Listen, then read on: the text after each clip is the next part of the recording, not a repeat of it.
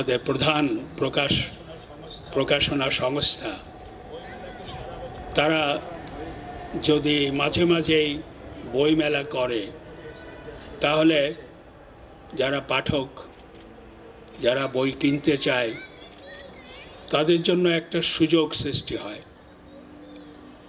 অনেকে বই কিনতে চান কিন্তু কোন বইটা কোথায় গেলে পাওয়া যাবে এই তথ্য তারা সবসময় পান না। কিন্তু একটা বইমেলা হলে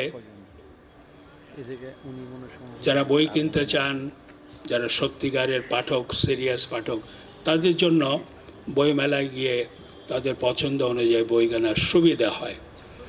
এবং সেই জন্য আমার ধারণা এবং আমি মনে করি যে যারা পারে, সবাই পারবে না, যেসব প্রকাশনা সংস্থা পারে তাদের উচিত বছরে বেশ কয়েকটা বইমেলা আয়োজন করা।